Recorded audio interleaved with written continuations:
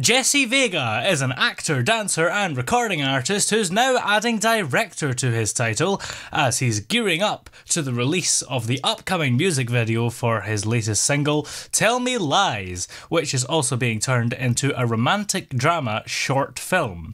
And Jesse joins us now. How are you today? Hey, how are you? It's good to see you. What was it that made you want to actually turn this latest single into a short film? So I've been doing music videos for about 6-7 years. And a lot of my music videos tend to always have a story revolving around the song because I'm an actor. So I like to create the story for my audience to see what am I trying to portray in the song. But this time I wanted it to be a little bit more in depth.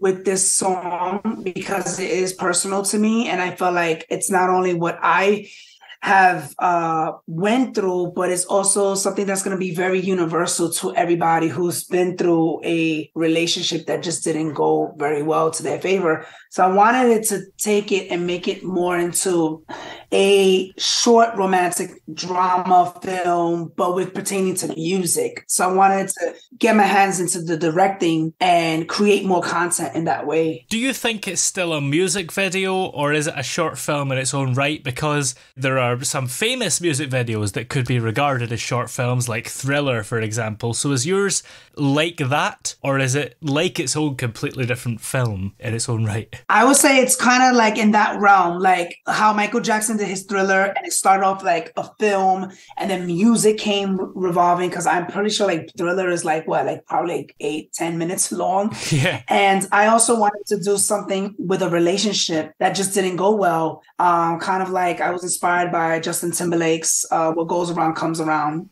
So I wanted to do something like that. But it's a music video, but it has music that tells a story because there's acting. So I would say it's a music video mini film. Yeah. Yeah. What was it that inspired you to write the actual song itself? Originally, I didn't write the song. So the one who wrote the song was my good best friend, who's also my A&R. His name is Daniel Rodriguez. He came up with the concept of, I think it was mostly the chorus. I think actually the verse. He actually wrote "Shattered trust, shattered wounds, can never repair a broken heart. So why did you have to go and leave me out there in the cold?" And then he had some parts of the chorus telling myself I'll get through this. But then I started to conceptualize it, and I started to write more in depth of what I was going through, so it could relate to what I wanted to say. So he actually brought me the song, and I think I would say it was 2021. I think he presented me the song, and I think it was a whole year and a half before I made the song. And now I think a few months later, that's when it was finished, and I hit up my producer, and then bam, we decided to put out the song. And do you feel like it suits your style, or is it a slight departure maybe from what you're usually used to? Because I think it's maybe difficult to tell because your voice is the same and recognizable, so that makes it sound almost like you wrote it and it's like your other songs. Yeah, I think with this one, so I obviously a lot of the songs that I put out, it's a lot of dance and it's pop, and it's all about empowerment and feeling confident in your skin. I'm not letting nobody tell you what they perceive of you. And I think with this one, I wanted to be a little bit more in depth. I wanted to be more about something that I was really passionate about, of being hurt in a relationship, and how does one get over the hurt by having closure, whether they do get closure, whether it's a relationship, whether it's a friendship.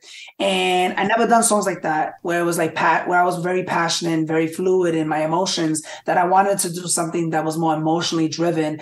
It is different from a lot of the songs that I put out, but I wanted to get inspired by a lot of songs, a lot of artists that I listen and live up to, that I decided to put a song like this that will still cater to my voice and have some type of soul in it. And I'm really proud of the record because it's something that I went through. And I think with the music video, they're going to see what I was trying to say. Yeah.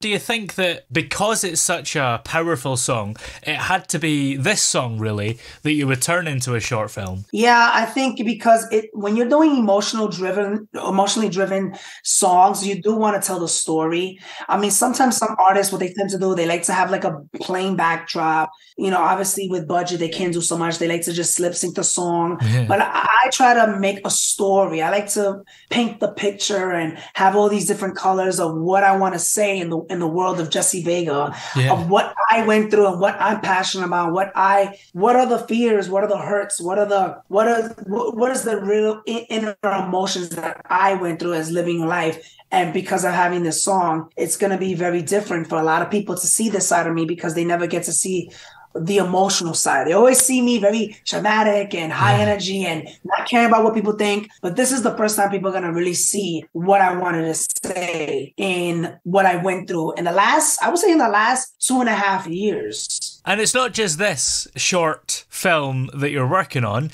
Your directorial debut, Room 702, will be coming out later this year. Yes. So are you getting into film as well? Hopefully still sticking to the music at the same time though, right? Yeah, you know, it's so crazy. I feel like, and I was just saying this to a friend of mine, I think I'm literally slowly, Toby, getting a little bit passionate into directing. Yeah. And that's crazy, because sometimes when you're passionate about something, it just hits you, you know?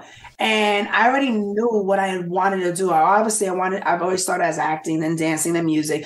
But lately, in the last 2 years, I've been developing scripts, developing art in terms of film that I'm starting to really like and enjoy. Directing that I may use it as a way of financial stability, I guess I will say. Yeah. But, I did produce one short film and that went well. And then I started directing a friend of mine's series and that went amazing. And little by little, for the first time, I directed my first ever short film called Room 702. Yeah. And that's actually a crime thriller, suspenseful. We just had a private film premiere not too long ago with all my family and friends and the people that were the cast and crew. And it turned out an amazing success.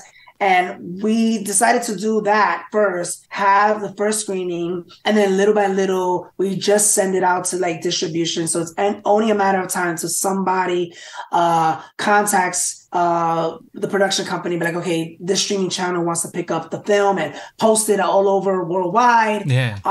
So we're gonna have to wait and see. That's what's happening now, distribution and the film festival. So yeah, I think I'm getting a little bit of a hand of directing, and hopefully there'll be more stuff like that along the way. And you're actually in this film as an actor as well, right? Yes, I'm an actor in this film. So the film is basically it's a suspenseful crime thriller, Room 702, about this detective. Her name is Cheryl Cortez. Yeah. And she starts trying to crack open a 10-year case about a malevolent entity that haunts the room 702 of a hotel room. But she keeps on getting no leads. And one officer tells her that there is a closed case from 10 years ago of my character who claims that he was staying at the same hotel room, that there is a malevolent entity, and they go in cahoots with each other to stop this malevolent entity from ever trying to kill again at the hotel room 702. So it's a crime thriller, it's suspenseful, it's dramatic. So that's going to be out this year. Yeah, that sounds like the kind of thing everyone's going to love. We love suspenseful things and crimes, and hopefully it comes to a satisfying conclusion. Yeah, I mean, the whole goal of it is, we spend almost a whole year and a half. I would say we developed the script. It was written by Ben Kerr, and I conceptualized the idea to try to strengthen it. And he was like, why don't we just make this film into this? And then it took about almost 9 months to a year to really develop it, produce it. We filmed maybe 5 days.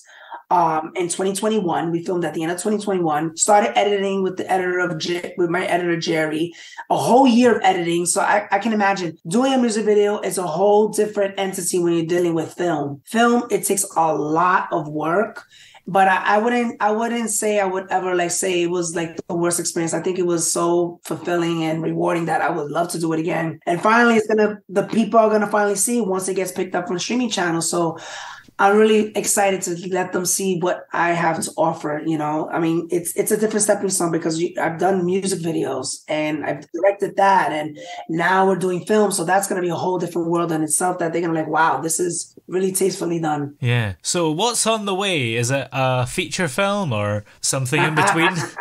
I gotta say, I love the Muppets in the background. It's so adorable. Yeah. Do you like the Muppets? Yeah. I wish I could compliment your bed, but it's blurred. Oh, yeah. I tried to not put the bed out because it's just like, oh my God, trying to make it to like a nice studio. Yeah. It's all blurred out, but it's okay.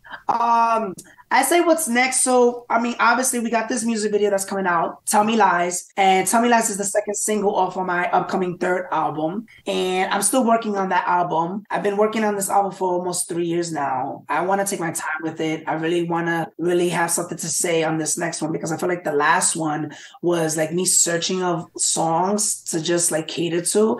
And I don't think it was enough for me to sink my teeth into when it comes to really delving into what I have to say and the emotions and the hurt, the love, the party, all that good stuff. So I'm really taking my time. So I'm actually doing that I'm working on that. So this is the second single off of that.